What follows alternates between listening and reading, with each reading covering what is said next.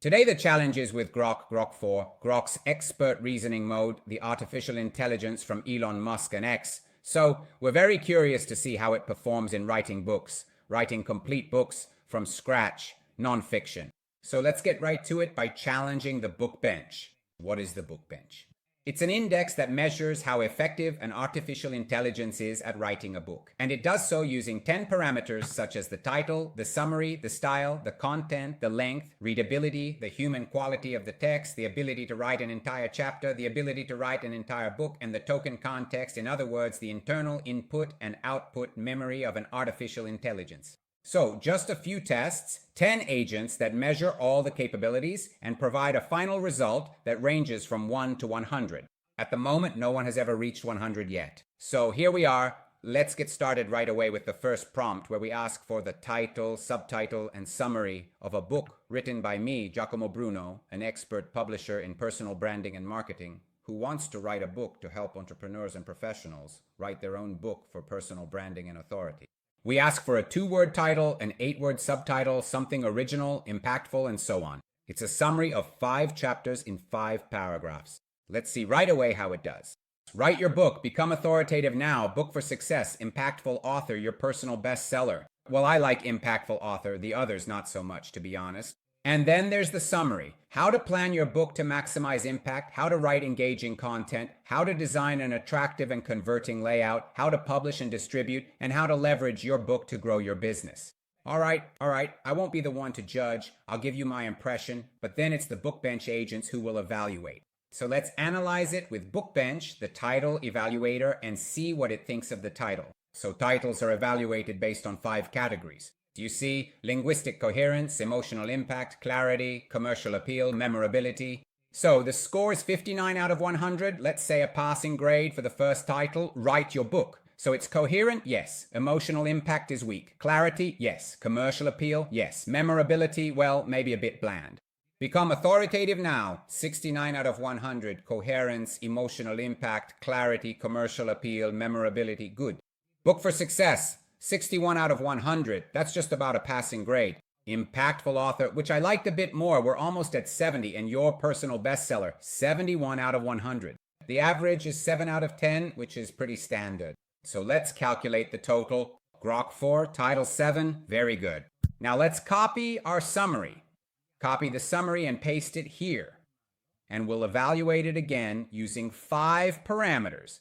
Those from BookBench, which gives a nice 76 out of 100, 18 out of 20 for linguistic coherence, 10 out of 20 for emotional impact, 19 and 20, 15 and 14. Overall, it rounds up to 8 out of 10. Excellent. So the summary is good. Yes, I have to say it was quite clear and well expressed. It's hard to put artificial intelligences in trouble at these levels.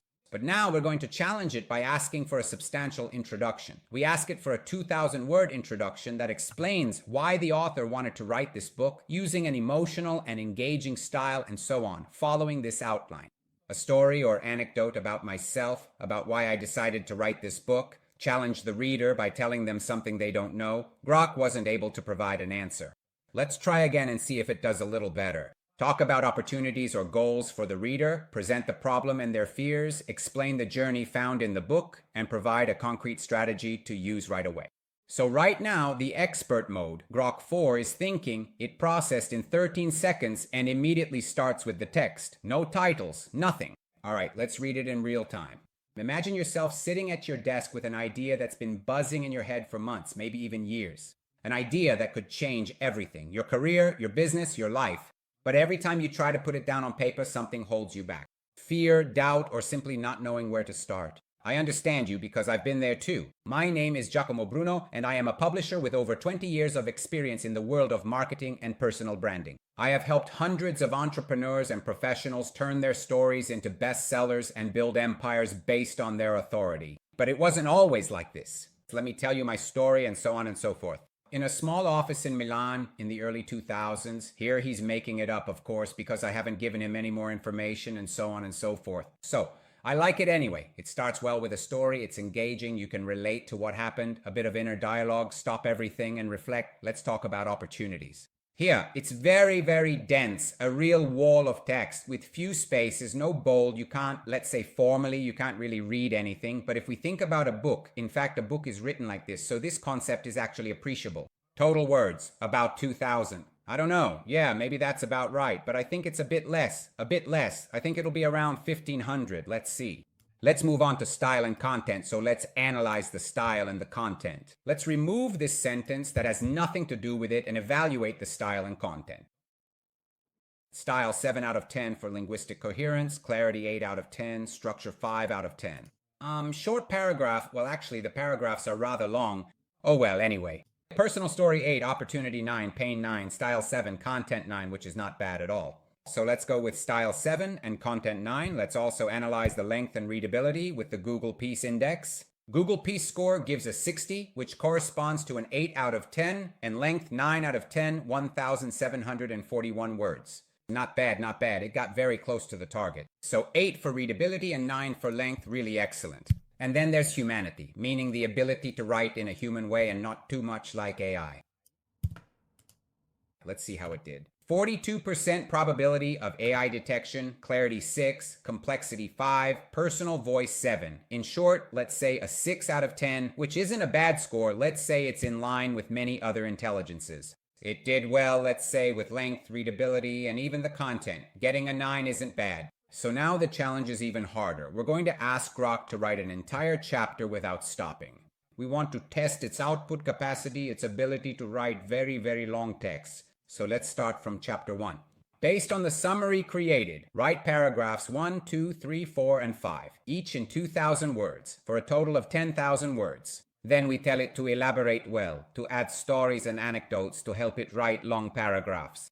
We also tell it, technically, to use all the output tokens available and to proceed without interruption, delivering the complete work in a single output. If you think you'll exceed the token limits, go ahead and do everything in sequence up to where you can get. Go. Chapter 1, paragraph 1. Again here, it doesn't use any bold formatting, but that's not important. What matters to us is the substance. How to identify your target audience. Imagine you're in a crowded room full of people chatting animatedly, and you have an important message to share, but no one is listening to you because you're speaking to everyone and no one in particular. This is what the target is. Good. I like that it always starts with an imagine, with a story, with a visualization, with a lot of concreteness, and from Grok, who is known for anything but his warmth, often for his cynicism. It's nice. So he really took our prompt to be warm, engaging, emotional very well. So good, good, good. It makes comments on its own, keeps expanding to reach 2,000 words, adds more details. We're at about 1,200, getting to 1,200, okay? Paragraph 1.2. Of course, all these numerous comments are a bit annoying because then you absolutely have to clean them up during the editing process. And I genuinely don't know why it's consistently writing them. Here too, paragraph 1.3. Let's say, in my opinion, it gets to the end at 1.3 and stops there, expand to 2,000, and it gives me the work to do. 1.5, basically it wrote the whole chapter, but nothing, it stopped there. This part is rather disappointing. Let's see how much it wrote for the chapter. 2,121 words, which is better than before because it couldn't do the introduction. But as a chapter out of 10,000 words, it's a 2 out of 10, so not great, 2 out of 10. And now, if it struggled to write a whole chapter of 10,000 words, imagine asking it for the entire book. We're going to ask it for a whole book. Based on the table of contents, write all the other 4 chapters. Chapter 2, 3, 4, and 5, each consisting of 5 paragraphs of 2,000 words, 10,000 words per chapter, for a total of 40,000 words for all chapters. And once again, don't stop. Keep going as long as you can. So let's see if by giving it a broader structure, an entire table of contents, it's still able to at least surpass the previous output limit of 2,000 words, which is really just 4,000 tokens, a very small and limited output context. Let's see how far it can get. In the meantime, leave a like and a comment on this video. Tell me if you've ever used Grok, what your favorite AI is, and which tests you'd like us to do with the BookBench. It's extremely important to identify the best artificial intelligence for each use case.